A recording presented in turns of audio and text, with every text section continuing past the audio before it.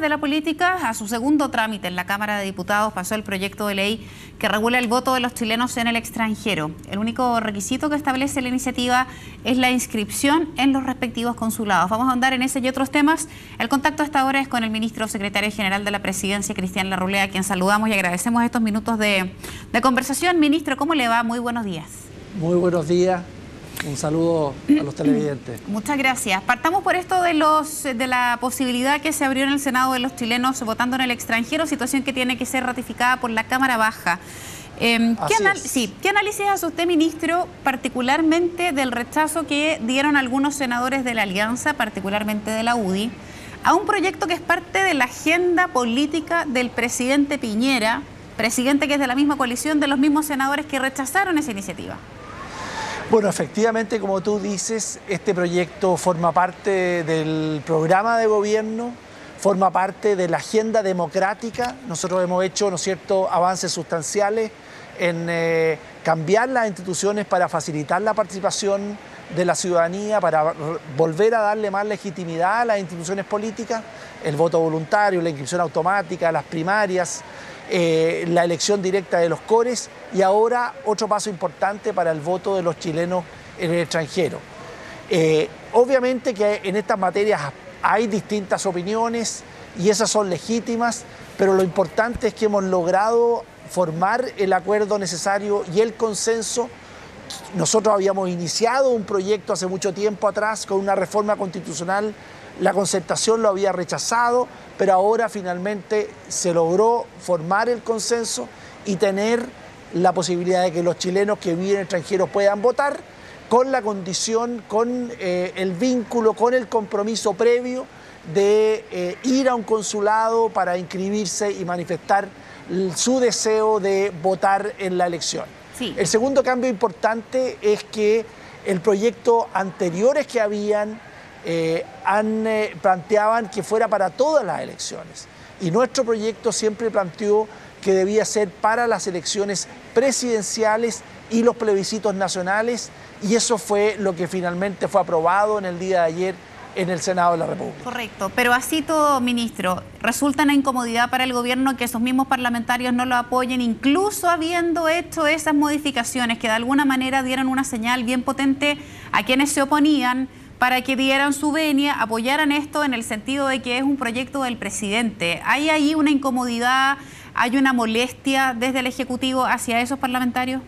Mira, el Ejecutivo lo que tiene es convencimiento.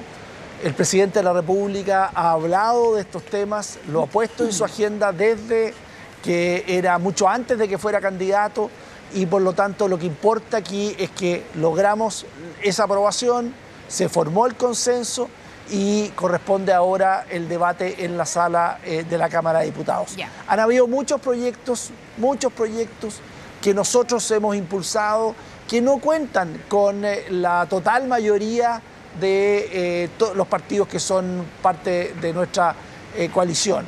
Eso es legítimo que sea así.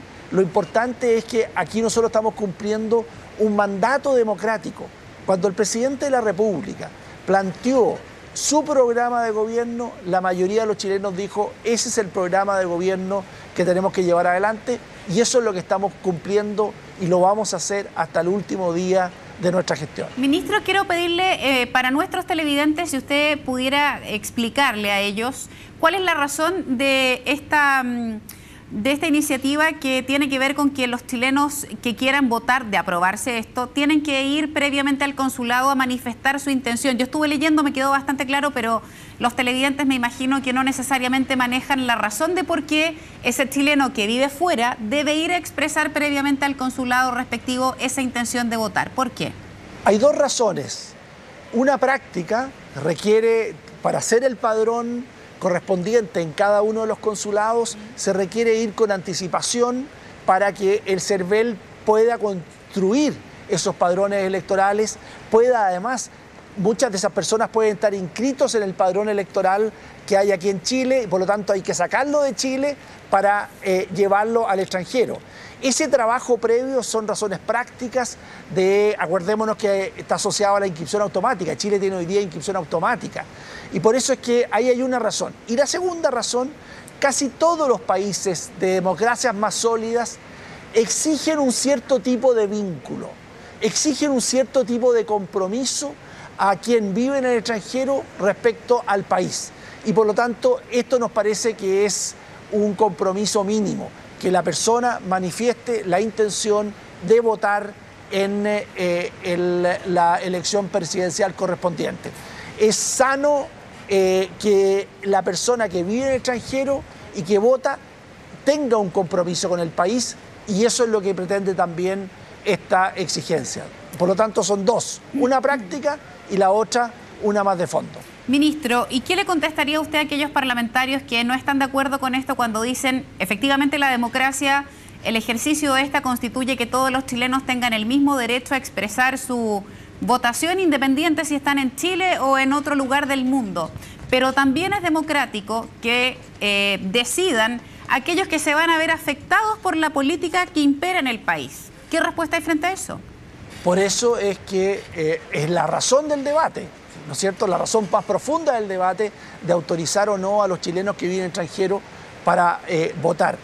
Yo diría que hoy día vivimos en un mundo globalizado, en un mundo en donde puede ocurrir perfectamente y ocurre perfectamente que como un estudiante, ¿no es cierto?, está estudiando en el extranjero y va a volver a Chile en 2 años más y le corresponde una elección. ¿Por qué no permitirle votar? Ya, pero el chileno que lleva 20 años en Suecia, ministro. ¿Cómo? El chileno, por ejemplo, que lleva 20 años en Suecia y que no volvió más, por ejemplo. Ahí tienes otro ejemplo de una persona que quiere votar y que la manera de hacerlo es muy simple. Él tiene, si está preocupado por el país, tiene que ser un ejercicio muy simple, que es señalar en el consulado correspondiente que quiere votar. En consecuencia, esa es la manera que queremos para esto. Porque el otro argumento es que hay personas que dicen, oiga, solo los que están en el territorio nacional. ¿Por qué? Porque eso muestra que van a ser afectados por las decisiones políticas. Esa persona que vive afuera, a lo mejor en un momento está pensando volver a Chile, y es legítimo, por lo tanto, que tenga este sistema de votación con la manifestación expresa en cada votación, por razones prácticas, ya la expliqué, pero además por razones de fondo. Quiero llevarlo a otro tema también, ministro, que ayer fue discutido en el Congreso, particularmente en el Senado, que dice relación con la capacidad de cambiar este guarismo de 120 de los diputados y que es un primer paso para avanzar eventualmente en un cambio al binominal.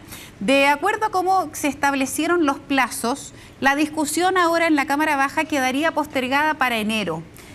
Y eso entonces hace que este proyecto vea la luz o se pudiese concretar una vez que llegue la nueva administración, sea cual sea.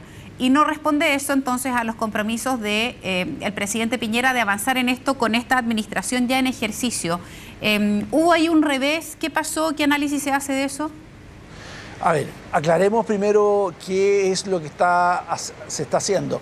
Aquí hay ya un acuerdo en una comisión mixta para modificar el sistema, el guarismo 120 en la Constitución, y se está votando en ambas cámaras. Posteriormente corresponde hacer una ley orgánica constitucional que efectivamente cambie el sistema electoral. Nosotros como gobierno ya enviamos un proyecto que además tiene claras ventajas desde el punto de vista de lo que el país necesita según nuestra perspectiva. Primero, no aumenta el número de parlamentarios, se mantienen los 120 diputados, se mantienen los senadores, pero tiene una gran gracia, y es que hoy día el ciudadano ve pocas opciones. Con nuestro proyecto va a poder escoger entre más opciones, y lo segundo, va a haber más competencia al interior de la actividad política.